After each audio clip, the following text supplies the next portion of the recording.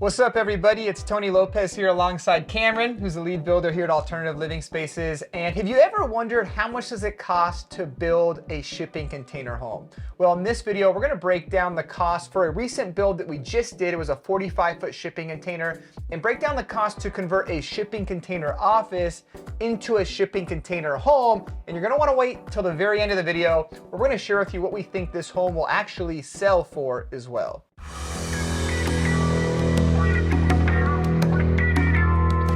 So up until now, we've converted about 6 shipping container offices into shipping container homes. And through this process, we started to realize it's a good way to save some money. You know, depending on where you're located, some of these units, we end up putting them on wheels. Other ones go into areas with lower regulation where they can still be considered a home on the property. And what's been your experience building out these container offices? Have you enjoyed those flips, or have they been pretty tough on the build side? I think there are pros and cons to both of those things. The good thing is that you already have a map of the whole container, and it's already built for you, basically, and you're just kind of, upgrading at that point. But it does have its challenges because you don't know who did any of the plumbing, you don't know who did any of the electrical prior to actually purchasing the container. Yeah, that's a good point. So I'll kind of second on what Cam was saying and say that, for me, right now, when I look at like our material costs on a new build, materials are really expensive. So if I can buy a build that someone already else did, and it's basically a discount because they're just trying to get rid of it, it can end up being a really good play on the back end. So we're gonna break down this 45-foot shipping container. We just did a video on it that just released. You may have seen that. It turned out incredible, really nice, honestly, a really luxury looking unit. And we wanna start off with the material breakdown. So on this build, our material costs were a total of $8,900. That's not including the container. We got the container as is, which we'll show you some B-roll of that, for $22,000. So we ended up putting another $8,900 into it. I think that wasn't that much. I was kind of surprised on that material number.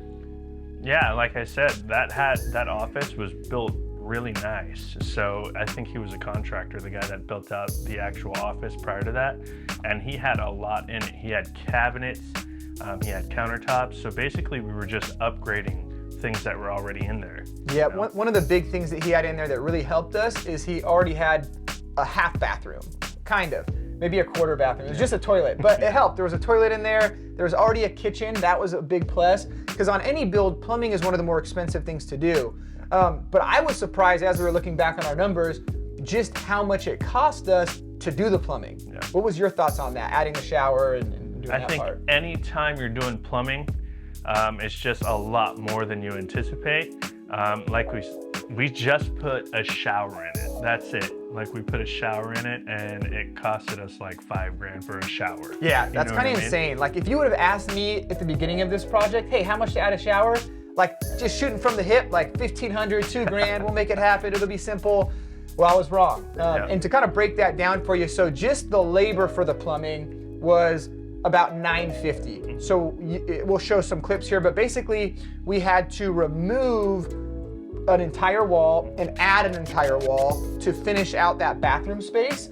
From there, we actually had to run the plumbing lines to connect with the toilet lines. Yep. So we had to somehow access underneath the raised container floor, try to connect that plumbing. So we spent $750 on just the plumbing. We had a plumber come out and do that.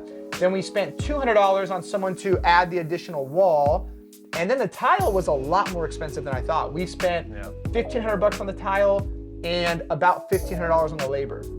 So that grew quickly. Yeah, that was a lot more than I anticipated, but it looks great. I mean, $5,000 to do a shower. You hear all of these videos where people are just throwing out numbers to do bathroom remodels at like $20,000, and it makes sense, because we did a tiny bathroom for $5,000. And I don't think we had a choice. At the end of the day, we were trying to make this a really nice unit, and on Airbnb, you want it to stand out. You want people to have that good experience. And if we didn't have a shower in the space, it just never would have worked. It needed a shower, and if we're gonna do it, we wanna do it right, make it a nice looking shower. Yeah, it's definitely unique. Those tiles are about the size of a penny, each one. So now let me ask you this. So I was surprised we were looking at our numbers on a particular aspect of the build out that was extremely affordable. And that was the backsplash in the kitchen. Oh yeah. I think our number on that was $60 for the kitchen backsplash. Yeah, we did like, I think it was like $60 for like stick-on tiles from Amazon. So as you're looking at this, it doesn't look like stick-on tiles. They don't even feel like stick-on tiles. They're really nice. But they literally were stick-on tiles. I mean, if you paid someone to do a backsplash and they had to tile it, it's gonna be a lot more. So that was a big cost savings. And our total cost for the kitchen in and of itself to remodel it was $1,050. So that was a good price. Yeah. Like I said, he had a ton of cabinetry already in it. It kind of had a like doctor's office feel. Like it just, you know, didn't look fresh and didn't look updated. So basically we just threw a butcher block top on the existing counter. And then we added, you know, a really nice sink, really nice faucet, threw that backsplash in it, changed the hardware. Yeah, it turned out great. Yeah. And across from the kitchen, we ended up doing a bar top. That ended up costing us $350. You know, we purchased the butcher block, we purchased some steel, Cam fabbed up cool leg for it, cut the butcher block at a cool angle, and it turned out really nice for $350. So that was cool.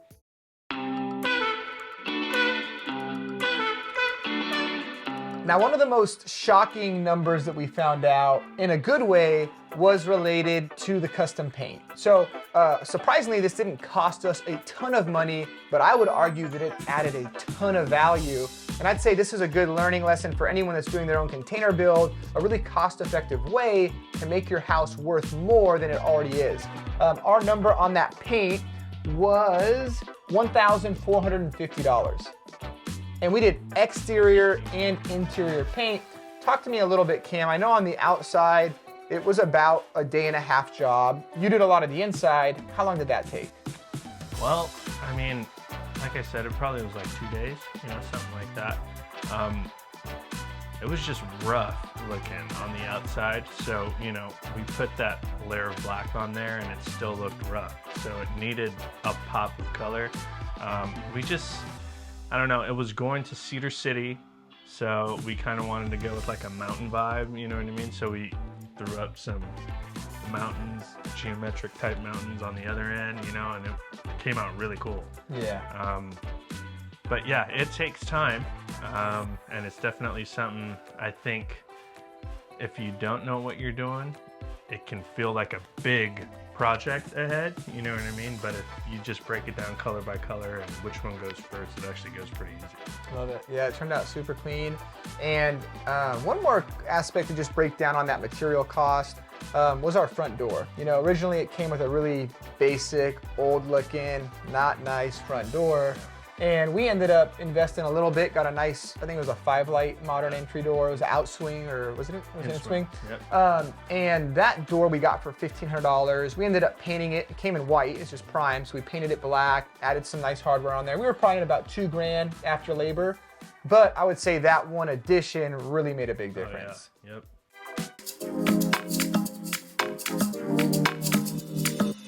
All right, so we got a few more numbers to break down here. One of them is my favorite things we did on the interior of the home. I think it just made it look really cool, and it was the slat wall in the main bedroom. Break that down. How much time did that take to do? I think it was about a day in labor. You just painted the back wall, and then we added about, I don't know, half of the wall with slats at a cool little angle. Yeah, surprisingly, those little slats were $14 a piece. Yeah, and so that was shocking. Yeah, so spent probably a couple $100 in wood. We had 16 slats in total. And with our labor costs, we were in at $674 for the slat wall, which I would do that 3 times over. That was well worth it. For sure.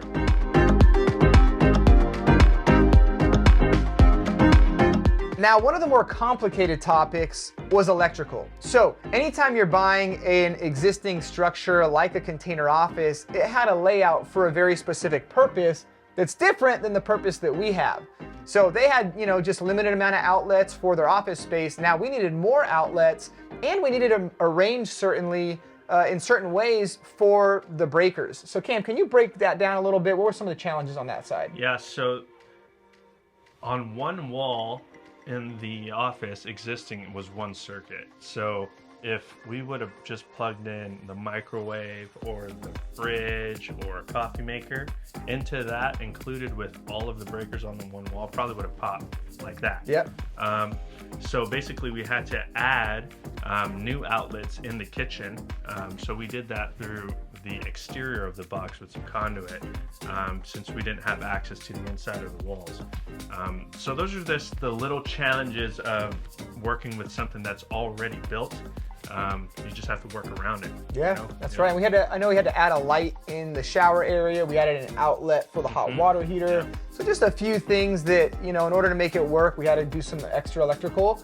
Our cost on the electrical was $900.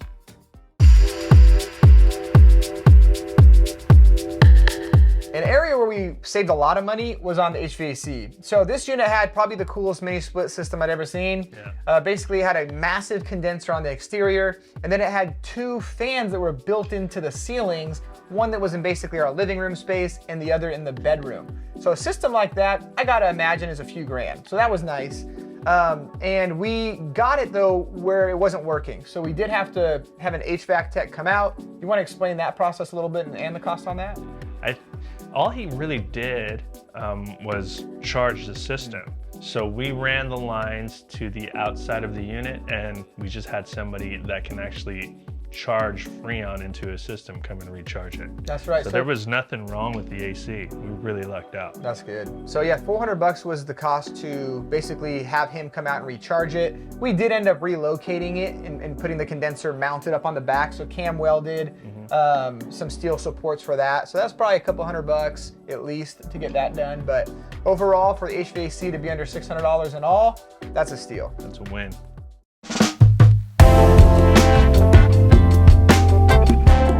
Lastly is the furnishings. And I will say, when this unit got furnished, it took it to a whole nother level. So that's props to Cameron and his wife. They are the ones that furnished this unit. Our total price on the furnishings is $3,889. Cam, what was the process on that? Any tips or pointers? Find a good wife that can design. That's great. That's where it's at. Capiche.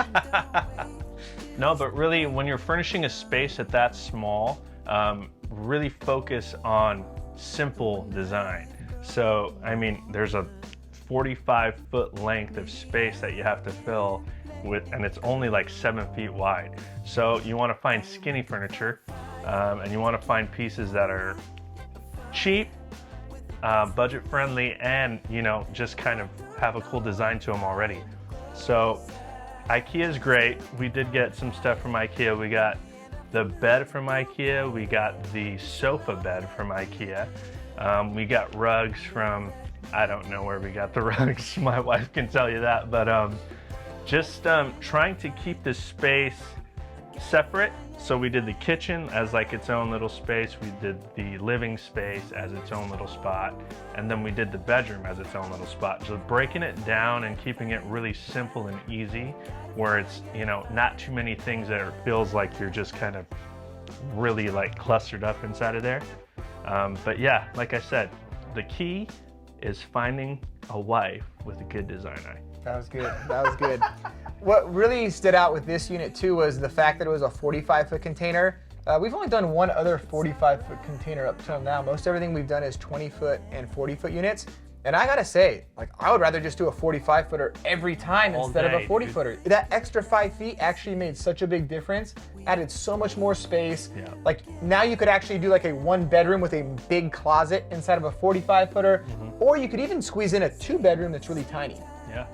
All right, now for the total cost breakdown on where we're at and how much it cost us. So for the container itself, 45-foot container, we got a really good deal on it, but these deals do exist. I just yesterday went on eBay and looked up 40-foot container offices and saw some that were kind of similar for a similar price point. So you can find a deal like this, shop around on Craigslist, Facebook Marketplace.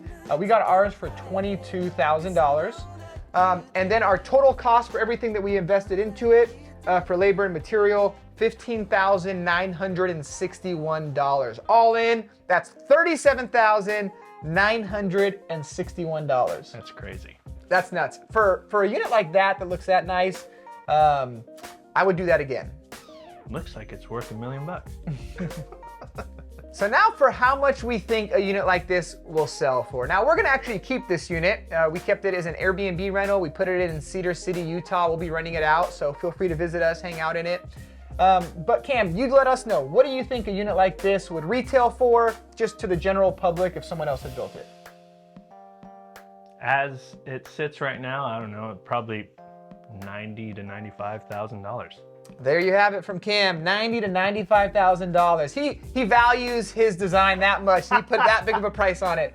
But no, I think he's right. Yeah, somewhere between 80 and 100 for sure. I think this could sell for. And so let us know in the comments below, how much do you think a unit like this would sell for? And it's a great example of the amount of money you can make by even building your own and selling it. You could probably make $40,000 doing a project like this. Find those deals. Well, thank you for watching. I hope you enjoyed this cost breakdown video. You can check us out online to learn more about what we do, and we'll see you in the next video.